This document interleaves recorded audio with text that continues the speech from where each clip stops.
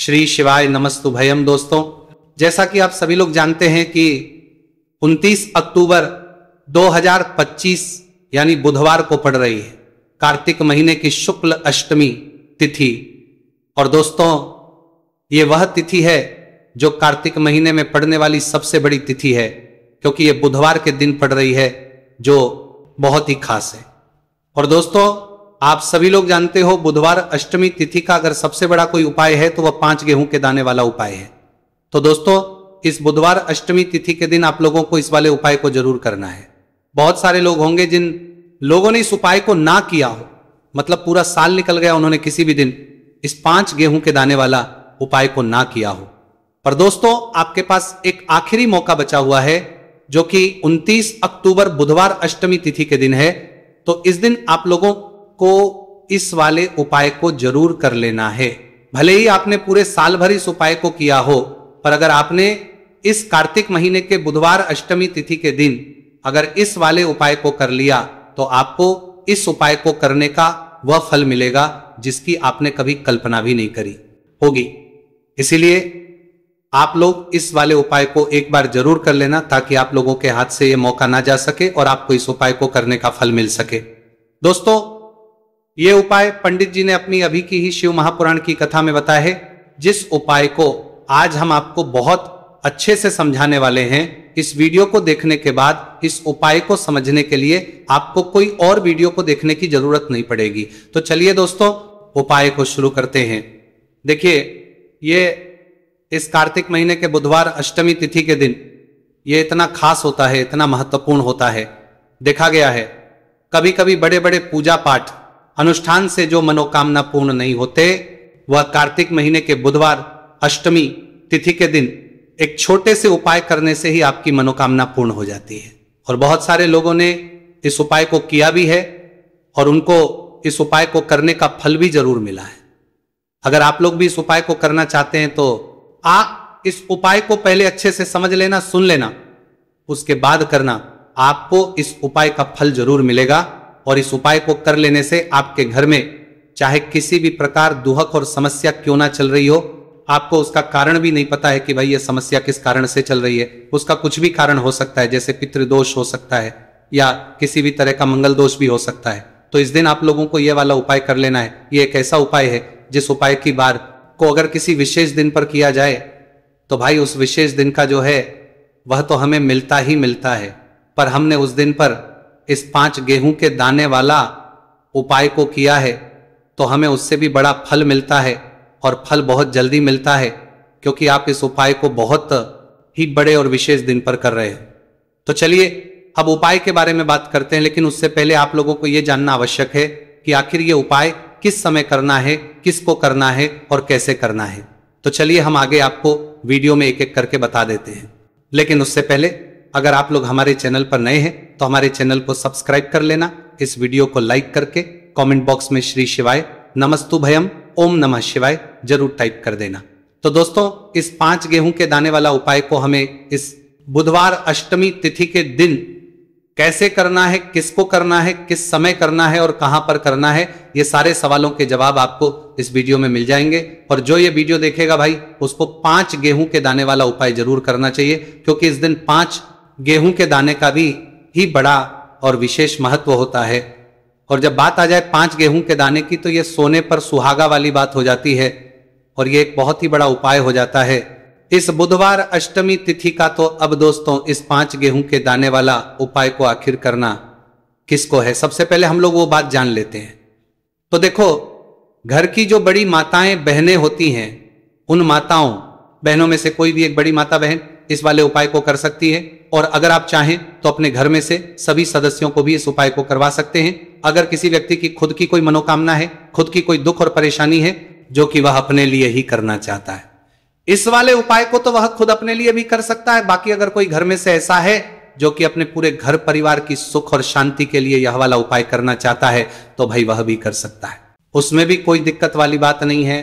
कहने का मतलब यह है कि इस उपाय को हर एक सदस्य भी कर सकता है और पूरे घर परिवार के सदस्य के लिए घर की बड़ी माताओं बहनों में से कोई एक माता बहन भी कर सकती है। माताएं बहनें अगर घर में उपस्थित ना हो या वह यह वाला उपाय ना कर पा रही हो तो फिर घर का कोई बड़ा सदस्य भी इस 5 गेहूं के दाने वाला उपाय को कर सकता है, चाहे फिर वो पुरुष ही क्यों ना हो, उसमें कोई भी दिक्कत वाली बात नहीं है। उसके बाद में दोस्तों जो अगला प्रश्न निकल कर आता है वह यह इस उपाय को लेकर के आखिर इस उपाय को हमें किस समय करना है, सुबह के समय करना है कि शाम के समय करना है। तो देखो इस वाले उपाय को आप लोग सुबह के समय भी कर सकते हो और शाम के समय प्रदोष काल में भी कर सकते हो। अब अगर आप पूछो कि भाई साहब सबसे उत्तम समय कौन सा रहेगा इस 5 गेहूं के दाने वाला उपाय को करने का, तो हम आपसे बस यही कहेंगे कि इस उपाय को आप सुबह के समय करेंगे तो ज्यादा बेहतर होगा, बाकी अगर के समय भी करेंगे तो भी अच्छा होगा, उसमें कोई भी दिक्कत वाली बात नहीं है। तो अब दोस्तों जो अगली सबसे बड़ी और महत्वपूर्ण बात आती है वह यह आती है कि सुबह अगर हम उपाय को करेंगे तो हमें कितने बजे से लेकर कितने बजे तक के बीच में करना है, और शाम के समय प्रदोष काल में करेंगे तो हमें कितने बजे से लेकर कितने बजे के बीच में करना है। सुबह जितनी जल्दी हो सके आप उपाय को करने की कोशिश करना, बाकी किसी कारणवश लेट भी हो जाओ, थोड़ी देर भी हो जाए तो 10 या 11 बजे तक भी आप उपाय कर लेना, पर 12 बजे से ज्यादा देरी ना हो, ठीक है, इस बात का ध्यान रखना। उसके बाद में दोस्तों अगर शाम के समय प्रदोष काल की बात करें, प्रदोष काल का जो समय है होता है वो शाम के 6 बजे से शुरू हो जाता है, मतलब शाम के 6 बजे से लेकर 7 बजे के बीच का जो समय होता है यह समय प्रदोष काल का समय होता है। इस उपाय को 7 या 8 बजे के बीच में भी कर सकते हो, मतलब शाम के 6 बजे से रात 8 बजे के बीच में आप कभी भी इस वाले उपाय को करते हो, उसमें कोई भी दिक्कत वाली बात नहीं है। परंतु बुधवार अष्टमी तिथि के दिन कोशिश करना कि समय के अंतर्गत ही कर लो, किसी कारणवश ना कर पाओ तो थोड़ा देरी से भी कर सकते हो, आपको उपाय का फल जरूर मिलेगा। देखिए गुरुदेव ने बताया है कि जो प्रत्येक महीने अष्टमी की तिथि आती है वह हमारे जीवन से सारे संकटों को दूर करने के लिए बहुत ही खास होती है। तो देखिए आज के इस पूरे वीडियो में हम आपको गुरुदेव बताए गए 2 से 3 बहुत ही चमत्कारी उपाय बताने वाले हैं। ये तीनों ही उपाय आपके जीवन के सारे संकट और समस्याओं को समाप्त करने वाले हैं। तो चलिए दोस्तों जान लेते हैं गुरुदेव द्वारा बताए गए सबसे पहले चमत्कारिक और विशेष उपाय के बारे में। तो देखिए दोस्तों इस उपाय को करने के लिए सबसे पहले तो आपको मात्र 5 गेहूं के दाने लेने होंगे और इसी के साथ में आपको 1 लोटा जल लेना है। देखिए जल आपको तांबे के पात्र के अंदर लेना है और विशेषकर ये जो जल है आपको अपने घर से ही लेना है। अब देखिए दोस्तों इसी के साथ में आपको जो आपने 1 लोटा जल लिया है इसमें आपको मात्र 1 गुड़ का टुकड़ा भी मिलाना है। पूज्य गुरुदेव ने बताया है कि जब भी हम ये गुड़ का टुकड़ा इस पात्र के अंदर डालते हैं तो ये हमारे जीवन के कई प्रकार के दोषों को समाप्त करने के लिए होता है। देखिए ये जो जल है हमारे जीवन से वास्तु दोष, काल दोष और पितृ दोष को समाप्त करने वाला है, तो इसीलिए आपको मात्र 1 गुड़ का टुकड़ा भी इस जल में मिलाना है। अब देखिए दोस्तों मात्र इन सभी सामग्रियों को सीधे लेकर के आपको पहुंचना है भगवान शिव के मंदिर में। केवल आपको एक विशेष बात का ध्यान रखना है कि आपने जो 5 गेहूं के दाने लिए हैं ये कहीं से भी टूटे हुए खंडित नहीं होने चाहिए, इस बात का आपको विशेष कर ध्यान रखना है। देखिए शिव मंदिर बचने के बाद सबसे पहले तो आपको अपना मुख उत्तर दिशा में कर लेना है तथा दक्षिण दिशा में आपको बैठ जाना है। लेकिन शिव मंदिर में यदि भीड़ अधिक है तो फिर आप किसी भी दिशा में बैठकर इस उपाय को कर सकते हैं। देखिए इस उपाय को करने के लिए सबसे पहले तो आपको एक कार्य करना है। आपके पास जो 5 गेहूं के दाने हैं इन्हें आपको अपने हाथ में लेना है और आपने जो ये गुड़ से युक्त जल तैयार किया था ये जल आपको इन गेहूं के दाने पर डालना है। यानी कि आपको ये जो गेहूं के दाने ही शिवलिंग पर गीले के ही अर्पित करने हैं, क्योंकि सूखी चीजें हम कभी भी शिवलिंग पर अर्पित नहीं करते हैं। अब देखिए दोस्तों आपको एक कार्य करना है। आपके पास 5 गेहूं के दाने हैं तो इनमें से आपको 4 गेहूं के दाने अलग कर लेने हैं और ये जो 4 गेहूं के दाने हैं इन्हें आपको एक साथ शिवलिंग पर जहां श्री गणेश जी का स्थान होता है, यानी कि शिवलिंग के सीधी तरफ जहां पर गणेश जी विराजमान होते हैं वहां पर आपको 4 गेहूं के दाने अर्पित कर देने हैं और आपको श्री शिवाय नमस्तु भयम या फिर ओम नमः शिवाय इस मंत्र का कम से कम 11 बार जाप कर लेना है। देखिए आपको 4 गेहूं के दाने शिवलिंग के सीधी तरफ अर्पित कर देने हैं।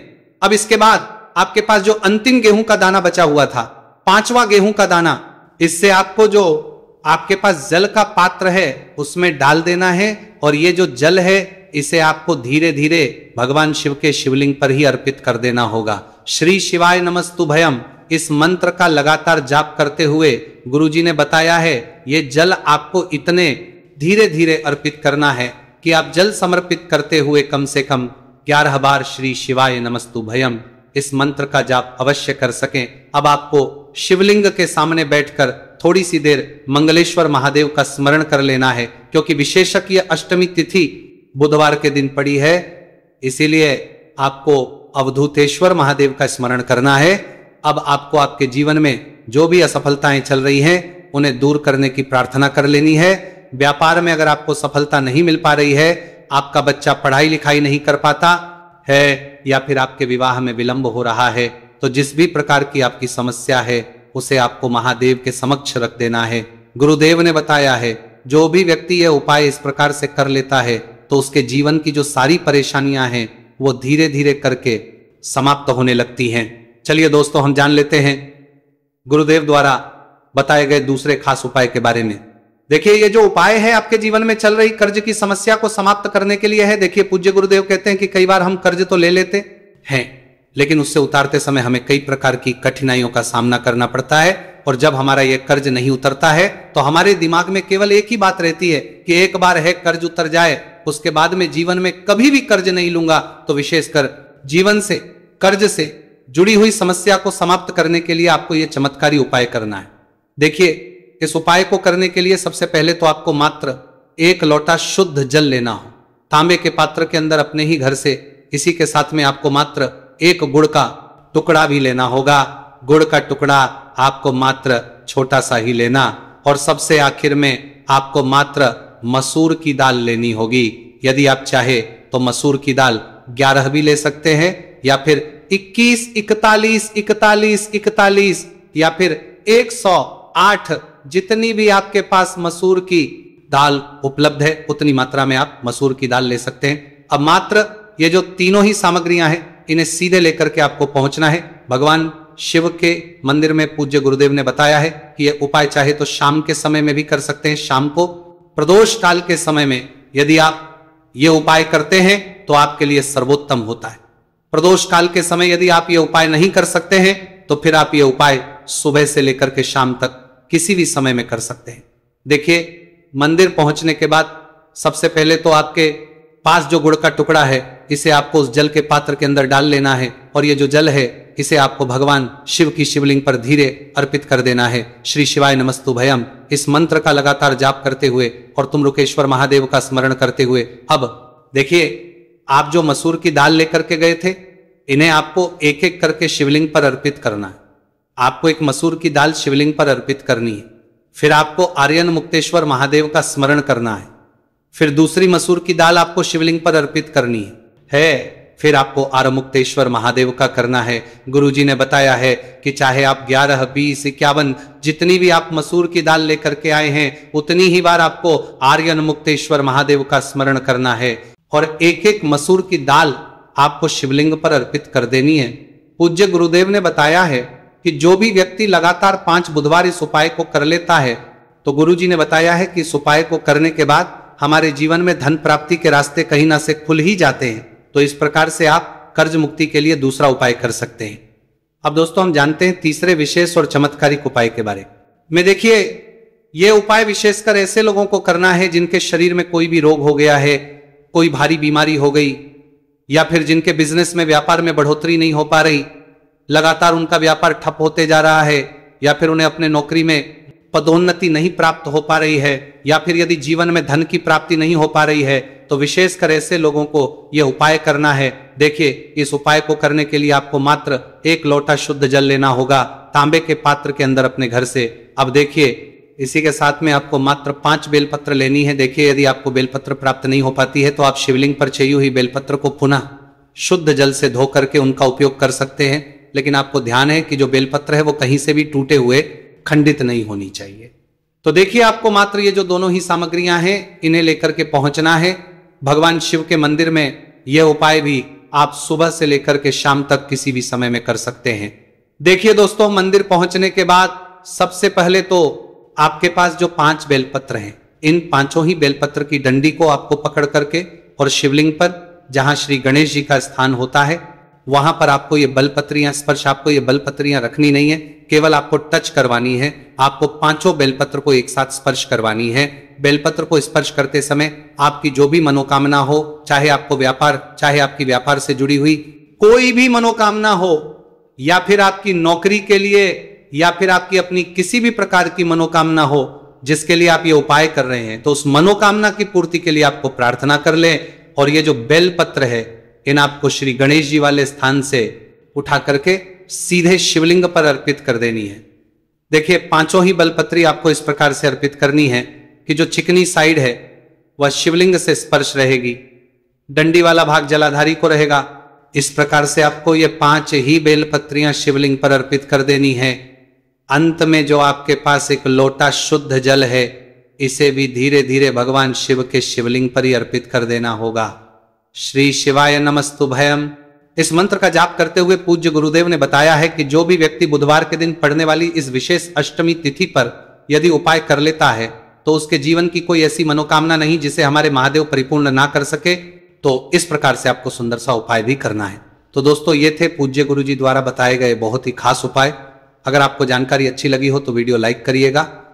मिलते हैं फिर एक नए वीडियो के साथ। श्री शिवाय नमस्तुभयम।